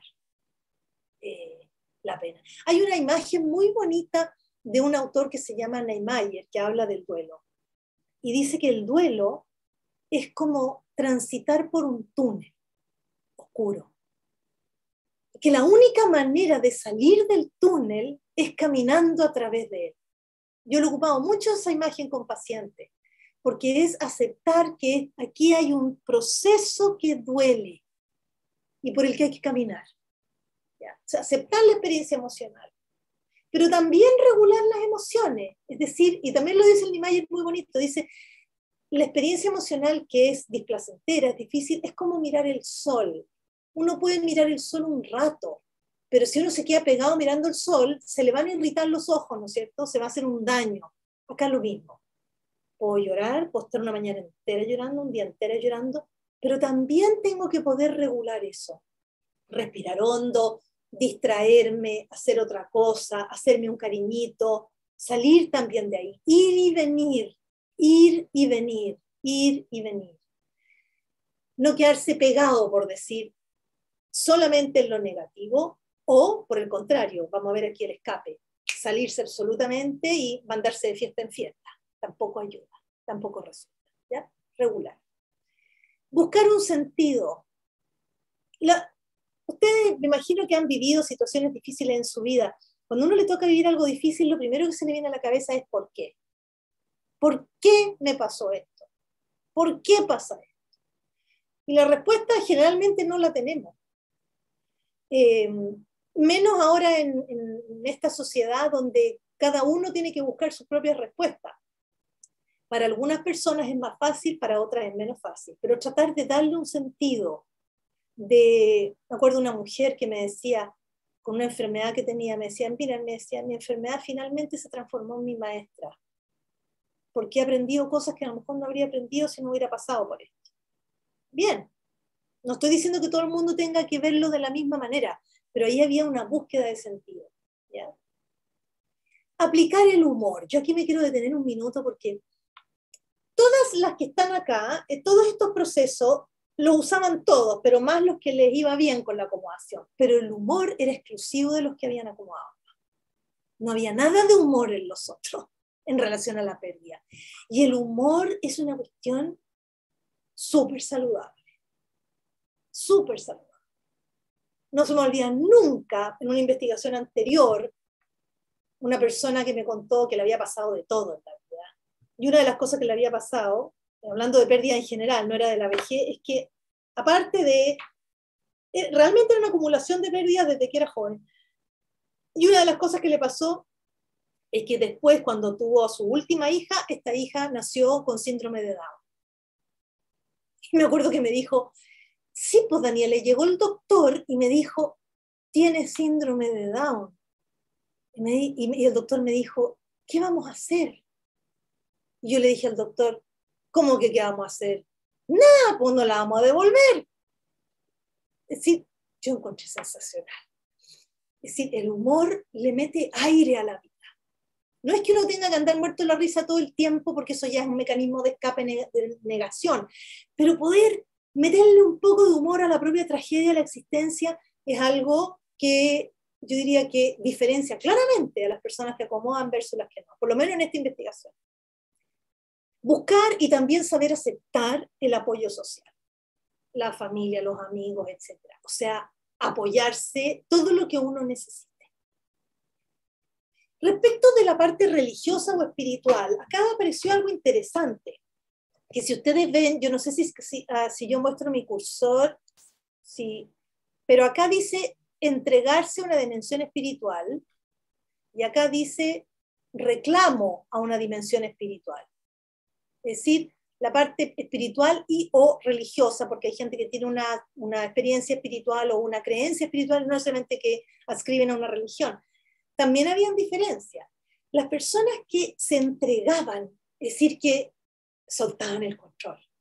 Es decir, esto es por algo, no sé, por la vida, Dios, me abandono en este otro que sabe por qué me está pasando lo que me está pasando y confío en Dios, en la vida, da lo mismo la religión en particular. Dios sabrá por qué. Cuando eso es sentido, no dicho nomás, sentido, ayudaba. En cambio, el reclamo, y yo le he pedido a Dios y le he rezado todos los días y no hay caso, no me lo quiso dar. Eso no servía. ¿Ya? Eso era resistencia. Establecer nuevas opciones también es algo que sirve mucho. Me acuerdo una vez una persona que me dijo, yo he trabajado toda mi vida, me dijo, y tuve que jubilar y a mí me encanta estar activo. Entonces, a mí siempre me gustó bailar tango, así que ahora soy profesor de tango. ¿Ya? Es decir, buscar alternativas, planificar. ¿Cómo me voy a organizar ahora? Que tengo esta enfermedad, que me jubilaron, que estoy en una casa que no me gusta, etc. ¿Cómo voy a planificar directamente? Mantener actividades de interés, eso también ayuda mucho a la distracción, ¿ya? Es decir, la vida no es solo la pérdida, es más que eso. Y orientarse a la solución de problemas, es decir, ir pelando, como se dice, las papas de a uno. Voy a organizar, la planificación ayuda a eso, voy a resolver esto. Solución de problemas es, por ejemplo, tomarse los medicamentos que hay que tomarse, ¿ya? Eso cabe en solución de problemas, ¿ya? Voy a ir al doctor, voy a preguntar, voy a hacerme un plan de ejercicio para que esto avance más lento, etc. ¿Ya? Orientarse a la solución de problemas. ¿Cuáles resultaron poco efectivos? Entre la distracción y el escape hay una diferencia. Una cosa es sacar de la conciencia un rato lo que me está doliendo, darme, como quien dice, un recreo y volver. Y otra cosa es, aquí no ha pasado nada. Es decir, yo simplemente no veo, no me hago cargo, nada. ¿Ya? Que puede ayudar en un comienzo, pero después te impide adaptarte a una nueva condición de vida. Eso es el escape o la negación. Por el contrario, la rumiación es todo lo contrario, es no me lo puedo sacar de la cabeza. Ya permanentemente y sigo pensando en esto, ¿por qué no lo hice así? ¿Por qué no le dije? El reclamo, como les dije, en la dimensión espiritual. El wishful thinking, que está en cursiva, no por ciútica, sino porque ese es el término que se usa también en español, que es como este pensamiento mágico de, no, si cuando me gane el quino, cuando me gane el loto, todo va a cambiar. No, si como una suerte como de deseo fuera de la realidad, fuera de lo posible. Y por otro lado, la postergación, que ahora está de moda hablar de procrastinación, pero en el fondo es postergación, es decir, chutear la pelota para adelante permanentemente. Nada de esto ayudaba, ¿ya? Les traje algunos ejemplos de verbalización y con esto ya vamos a terminar. Por ejemplo, este era un señor que para el reconocimiento, me decía, uno no vive de expectativas, uno vive de realidades. Rumiación, dándome vueltas y pensando que podría haber hecho esto, que podría haber hecho lo otro, que podría haberle dicho adiós, que podría haberle dado un beso, que podría haberme despedido. Regular las emociones. Una señora decía, cuando no tengo ganas de hacer nada es cuando me hago el, comillas, lavado de cerebro y me digo, no, yo misma me doy ese ánimo, ¿ya? Es decir, poder sacar los ojos del sol después de un rato. Estos son los ejemplos de procesos de afrontamiento. Si ustedes ven, esto es algo modificable. Las personas podemos aprender a salirnos de los afrontamientos que no nos sirven y a tratar de desarrollar los que sí nos sirven. Es modificable, ¿ya? Entonces eso abre puertas, abre posibilidades, abre expectativas. Ahora, la mayoría de las personas mayores había lidiado súper o bastante bien con las pérdidas. Y acá lo que quiero destacar es que estas son personas mayores vulgares y corrientes, no grandes iluminados, sabios, que entonces pueden lidiar como el Dalai Lama. No, eran personas absolutamente normales y que se las habían barajado relativamente bien, por no decir bien, con lo que habían vivido. Entonces ahí, y con esto vamos a terminar para que podamos conversar, ahí es donde surge esto de, bueno,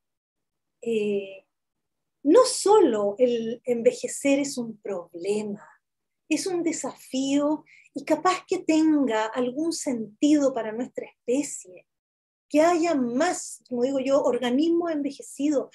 A lo mejor hay algo que podemos aprender de las personas mayores y generalmente eso no lo vemos, porque pocas veces les damos el tiempo para conocer todo lo que han hecho, para sobreponerse a las dificultades.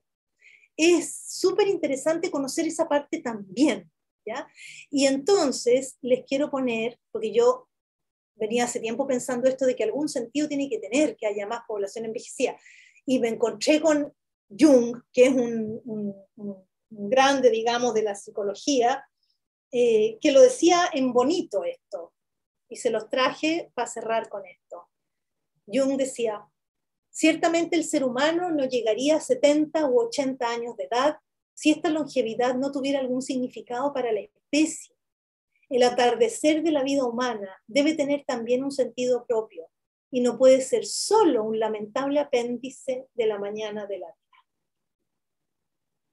Ahí se los dejo. Y ahí está la referencia de lo que hablamos hoy día. Súper. ¿Cómo Daniela, anduvimos? perfecto. Y muchas gracias por la presentación muy clara. Los comentarios del chat también aluden a eso, que ha sido muy clara. Un tema que tiene mucha más trasfondo, no solamente pérdidas y duelo de distintas situaciones, sino que, como tú comentabas, está el acomodar, el afrontar, ¿cierto? De las distintas maneras, unas que son más esperadas, otras que son más evitativas. Entonces, nos abriste un mundo de cómo puede ser esto a futuro. Así que eso claramente ha sido una tremenda, una clase, básicamente. Esto fue una clase, así que te agradezco por tu conocimiento, tu experiencia, por compartir los documentos, tus publicaciones, así que excelente. Tenemos algunas preguntas. Eh, ¿Cómo se considera la etapa de retiro de la vida laboral formal? ¿Cómo se considera? La etapa La de etapa del... retiro, Sí, del retiro de la vida laboral formal. claro. Bueno, algo de eso salió en la presentación, pero ¿cómo se considera? Yo me preguntaría cómo lo considera la persona que lo vive, Mm. porque ahí tenemos una variabilidad enorme. Como les decía, hay gente que está esperando jubilar, que retirarse de la vida laboral formal, que está esperando eso porque está cansada, porque no le gusta lo que trabaja, porque, en fin, y lo va a poder hacer y eso va a ser, digamos, algo que no va a vivir, al menos inicialmente, como una pérdida. Ahora, después de unos 2 años de qué rico no tener jefe, empiezan las preguntas. ¿Y ahora qué hago? ¿Ya? Pero al menos inicialmente hay personas que lo están esperando. Hay personas que lo están esperando y que no lo pueden hacer porque no les va a alcanzar con la pensión que tienen. Entonces tienen que ver cómo se las arreglan para seguir trabajando. lo que muchas veces es problemático, encontrar un trabajo, mantenerse en el trabajo, etc.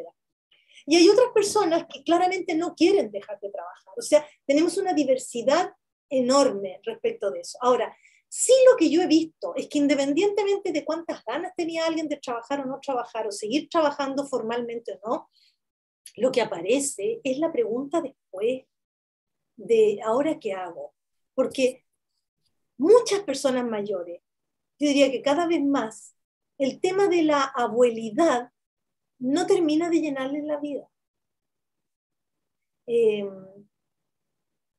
Se sienten activos, jóvenes todavía para hacer un montón de cosas y no tienen espacio ni posibilidades. Las jubilaciones son paupérrimas, son todo o nada. Yo no sé por qué, yo cada vez que puedo digo lo mismo, ¿por qué tienen que ser las jubilaciones de que vaya el último día a trabajar y después te vas con tu cajita, con tu foto y tus cuestiones para tu casa? Y ahí no sabéis qué hacer. ¿Por qué no puede haber gradualidad para los que quieran y puedan hacerlo? Alguien que tiene mucha experiencia en una organización, por ejemplo, podría a lo mejor seguir participando en las reuniones de equipo y aportarle a las generaciones más jóvenes, y con eso fortaleceríamos las relaciones intergeneracionales que tanto nos hacen falta. Estaría por un lado esa persona dejando el espacio a los más jóvenes para ocupar cargos, ¿no? Y no tapar la chimenea, como se dice. Pero por otro lado, tampoco lo están chuteando para afuera porque ya estáis viejos, no servís para nada, sino que todo lo contrario. Es decir, hay toda una experiencia que nos puede aportar, que nos puede servir a nosotros, que podemos ver cómo lo combinamos. Yo creo que estamos muy al déficit en eso. Estamos al déficit con el tema de la política pública en términos de pensiones. Esperemos que eso mejore, pero tampoco es una cuestión así de varitas mágicas. ¿Ya? El tema de los recursos económicos, que es lo fundamental. Y lo segundo es el tema de las posibilidades, las oportunidades, los espacios. Algo que nos está cuestionando el envejecimiento poblacional como sociedad es el para qué. ¿Para qué vivir más? ¿Para qué extender la vida? Hasta ahora estamos preocupados de la parte más concreta, física, ¿no es cierto? De tener buena salud, de cómo mejoramos que la gente no se enferme, ya todo lo que tú queráis. Tenemos a todo el mundo súper sano ahora, hasta los 90 años, y ahora tenemos a todo el mundo preguntándose, bueno, ¿y entonces ahora qué hago acá? ¿Qué sentido le doy a mi vida ahora? Esa es una pregunta que está ahí, ¿ya? Y que algunos la tienen más fuerte, otros menos. Hay personas que han dejado trabajar y que hacen vida familiar y están felices con eso. Pucha, súper bien por esas personas. Pero uno no le puede aplicar esa misma plantilla a todas las personas mayores, menos a las que vienen, que cada vez más hay gente sin hijos, o sin nietos, o sin pareja, etc. O sea, hay modalidades de vida muy distintas ahora. No sé si en algo contesto. Entonces, ¿cómo considerarlo? Yo te diría que hay mucha variedad, pero hay una cuestión de fondo que finalmente aparece. Súper. Otra consulta. Acá, bueno, dice, agradezco la instancia y comenté que hace 2 días sepultaron a una persona mayor residente de un condominio y este tema de la Perdón, presentación es bien ahora, atención. ¿me la puedes repetir? ¿Cómo? Dice que comentan que agradecen la presentación y también señalan que hace 2 días sepultaron a una persona mayor residente de un condominio y que si pudieras dar algún tips para apoyar tanto el equipo como a las personas mayores que eran amigas de esta Mm, persona. yo te diría que la gente, algo que nos cuesta mucho es contener. Eh, Creemos que contener a alguien en el dolor es animarlo. No llore más, como que se nos fuera a desarmar la persona que está llorando. Ya, hay que tirar para arriba, hay que, por algo pasan las cosas, porque nos cuesta a nosotros escuchar el dolor, porque no sabemos qué hacer para quitarle el dolor, entonces nos ponemos a decir cosas para aliviarle el dolor al otro. Y yo te diría que en un comienzo, si aquí estamos hablando de una persona que acaban de sepultar, es el momento del dolor. Entonces yo diría respirar hondo y estar. Poder acoger el dolor del otro es poder sentarse al lado y acompañar y respetar ese dolor y decirle, es difícil, te duele, era una persona importante para ti. Es como que te hubieran despojado de algo. Porque hay un momento para llorar y nos cuesta, por Dios que nos cuesta esa parte de la existencia. Fíjense que antiguamente, en los funerales, en el campo sobre todo, ¿no? Yo me di una tesis súper bonita que se llama Morir en la vejez, de una mujer española. Antiguamente, si de partida todos los niños iban a los funerales, porque la muerte formaba parte de la vida. Si tú te encontrabas con un cortejo, tenías que seguirlo. En cambio, ahora uno anda en el auto, lo único que quiere es que pase rápido la gente del funeral para pasar la luz roja. O sea, no nos hemos separado lo más posible de esta dimensión del dolor y del sufrimiento, nos anestesiamos como sea, desde píldoras o shopping, ¿no es cierto? Cuando uno está bajoneado, voy a ir de compra, ¿ya? Es decir, está bien si la distracción forma parte de, pero también tiene que haber un espacio para lo otro, y ahí es donde muchas veces la gente que está viviendo el dolor no tiene. Entonces yo diría que el equipo, si hay un equipo de profesionales que van a acoger a las personas de esta comunidad, ese equipo de profesionales después reúnanse entre ustedes y acompáñense en lo que les pasó, porque contener a alguien con dolor también afecta y uno también necesita ser contenido. Esa sería mi recomendación. Súper, excelente, muy buena recomendación, Daniela. Y tenemos un par de preguntas más y siguen llegando comentarios de felicitaciones y agradecimientos en el chat. La otra consulta dice, respecto a la investigación que realizaste, si hay resultado de 2 o más tipos de pérdidas asociadas en forma conjunta y no por separado, o si hay correlación entre ellas. Bueno, algo mencioné de que se había visto que había una relación entre el reporte de la pérdida física y la pérdida cognitiva. Generalmente las personas que reportan una reportan la otra también, ¿ya? Ahí había una asociación. Y estas dos se asociaban además con pérdida en las relaciones afectivas significativas. ¿Ya? Entonces, y finalmente en pérdida de integración social. Una de las cosas que uno puede pensar es que cuando empezamos a sentir que el cuerpo no nos da, que nuestra cabeza no es como antes, también nos empezamos a sentir más solos y más solas. Y nos vamos replegando también. Hay poco espacio para las personas que no están bien de seguir conviviendo. ¿Por qué no van a poder seguir conviviendo? Y si hay que repetirle 10 veces algo, uno se le repite 10 veces. No sabemos hacer eso. Yo me acuerdo tanto de una persona que conocí hace tiempo, que ya falleció, y que tenía problemas auditivos. El tema de la sordera es brutal. O sea, realmente la sensación de aislamiento que te puede dar es enorme. Yo me acuerdo que ella me decía, Daniela, yo voy a las reuniones familiares los domingos, me quedo callada nomás, porque no alcanzo a entender lo que hablo. Y si lo pregunto, termina irritando a los demás, porque ustedes saben que cuando tú tienes problemas auditivos, los ruidos de fondo son fatales, ¿ya? Entonces, se terminaba aislando. O sea, ahí hay algo que tenemos que ver y hacernos cargo. Ojalá salga el artículo luego para que podamos ver en detalle las otras asociaciones. Sí. Entonces los dejo para que lo acepten. Estamos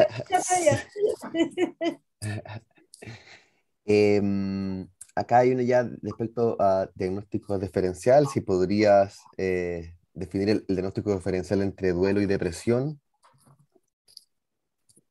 Bueno, hay mucha discusión al respecto, ¿ya? Como les decía, eso en el texto van a poder leerlo con más en detalle, pero yo te diría que antiguamente se separaba duelo, y cuando el duelo tenía muchos síntomas de depresión y se mantenía en el tiempo, se hablaba de duelo complicado, ¿ya? Y no de depresión. Ahora esa cuestión se desdibujó. Si una persona puede tener un duelo y deprimirse. ¿Qué es eso? Es que la sintomatología, que en un comienzo es esperable, se mantiene igual después de unos 6 meses, con una intensidad que es absolutamente perturbadora para la vida cotidiana de esa persona. Ahora, eso no significa que una persona a lo mejor no esté con comillas, no alcance a tener el diagnóstico de depresión, pero lo esté pasando lo suficientemente mal y requiere algún apoyo, no solo de acompañamiento, tratamiento psicológico, sino que también medicamentoso. ¿Por qué no? Una persona que a lo mejor te dice, mira, ¿sabéis qué? No, yo días sin dormir, no puedo dormir y realmente esto me echa a perder la vida a mí y a mi entorno. Me gustaría poder tomar algo para dormir. Esa persona también hay que escucharle eso. O sea, no es que pasaste a la categoría de cuadro clínico de depresión, bajó de peso, subió de peso, cumple con todos los requisitos, ¿ya? Y se sostiene en el tiempo, un ánimo muy bajo, es aplanamiento afectivo, hay ideación de muerte, probablemente riesgo, suicida, etcétera, como para poder hacer el diagnóstico, ¿ya? Pero yo te diría que no es una discusión resuelta, no es que, porque la verdad, finalmente, ¿qué son los diagnósticos? Son distinciones que hace un observador. Y esas van cambiando, de acuerdo a cómo va cambiando nuestra historia, nuestra cultura. Antes, te digo, se hablaba de duelo y duelo complicado. Es como que había un alguien externo que decía, esta cuota de sufrimiento está bien, pero esta no. Esta está enferma. ¿Ya? Eso es lo que ahora se ha tratado de revertir en términos de que, mira, hay una cuota de sufrimiento que si lo estáis pasando lo suficientemente mal o hay suficientes síntomas, es digna de ser atendida. Es como, hay unos colegas que están en la Universidad de Diego Portales, el Francisco Baid, y están en los textos, en el manual, que dicen que claro, se ha despatologizado un poco la depresión. Tú puedes tener síntomas depresivos que ameriten atención, aunque no hayas pasado la raya para cumplir con todos los requisitos. Súper. Otra pregunta, dice si podías comentar un poco más de la paradoja de las necesidades. Es la paradoja de la felicidad o la paradoja del envejecimiento. Que lo que pasa es que hay muchos estudios que empezaron a ver que las personas mayores, contrariamente a lo que era esperable, que como en la vejez se acumula, es como decir, tenéis todo el viento en contra en la vejez. Te quedáis sin pega, te tratan como cabro chico, estáis sometido a discriminación, te arrugáis, ya no te queda bien la ropa, respiráis y engordáis, te duele todo, te enfermas, se te muere la gente, o sea, es como la peor etapa de la vida, ¿no es cierto? Y resulta que se encontraron con que la gente no lo vivía así. Entonces, plop, ¿cómo es la cosa? Si te pasan las peores cosas, ¿cómo no va a ser la peor etapa? Eso sería lo esperable, lo lógico, ¿ya?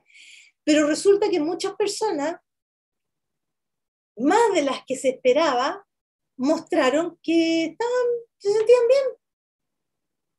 De hecho, hay algunos estudios, yo les recomiendo que vean en el YouTube a la Laura Carstensen, que habla de la teoría de la selectividad socioemocional, que es otra manera de explicar esto, y que dice que hasta los niveles de bienestar en muchas personas mayores aumentan, ¿ya? Porque parece, dice ella, y es súper interesante, que cuando uno empieza a sentir la muerte más cerca, porque todos sabemos que nos vamos a morir, pero otra cosa es sentir, como dice mi hermano, otra cosa es sentir a la pelada aquí cerca, ¿no es cierto? Es decir, sentir que ya te queda menos y que la muerte es algo que ya forma parte de lo que te viene más o menos luego. Cuando ya uno ya ha pasado la mitad de la vida, tú decís, con la muerte cerca, la Laura Carstensen dice, uno se replantea las prioridades, las motivaciones cambian. Entonces, ¿qué pasa? Es cierto que uno tiene el viento en contra, pero es cierto que uno también prioriza de otra manera. Y lo que cuando uno es joven encuentra terrible, espantoso, cuando estás más vieja te das cuenta que no es una tontera. ¿Ya? Yo siempre salgo el mismo ejemplo. Si me buscan en YouTube o alguna clase o algo, van a ver que siempre digo lo mismo porque de verdad es cuando tu abuela te dice, mire, mijita, no se preocupe, ponle cera, a tu abuela le resulta. A uno no le resulta. Bueno, a mí está empezando a resultar ya, porque estoy más vieja. Es decir, es como, sí, me duele la rodilla, me duele todo, no tengo plata, pero además mi vecina está peor, ¿ya? Y la verdad es que lo que empieza a ser más relevante, dice la Carstensen, son los afectos. Entonces al final lo que importa es estar con la gente que quieres, aunque te duelan las rodillas y no tengáis plata. ¿Ya? No estoy diciendo con esto, por favor, no estoy minimizando los problemas que hay en la vejez. La vejez está llena de problemas. Bueno, la vida está llena de problemas, ¿ya? Y para algunos la vejez es más problemática que para otros, absolutamente. Hay gente que tiene red social, plata, y otra que está sola, abandonada. Es decir, obviamente que no es lo mismo, ¿ya? Pero, pero parece que hubiera algo que nos pasa a la medida que envejecemos que nos ayuda a lidiar con eso. Y ahí hay algo que mirar, hay algo que observar, hay algo que aprender. Nunca le preguntan nada a los viejos. Bueno, Dila, muchas gracias. Creo que ya no tenemos más consultas. Estamos llegando ya al final de la presentación. Tenemos algunos comentarios también en el chat, pero todos apuntan a agradecer la presentación de los conocimientos, sobre todo de la recomendación de contener a la persona que contiene en términos de salud mental y como para poder hacer frente a estas situaciones, también dejar el espacio de que es normal, está bien a veces sentirse mal, no hay que tratar de evitarlo, sino que hay que poder convivir, como la metáfora que tú decías de mirar el sol o de caminar por el túnel. Así que nos vamos con una mochilita de tips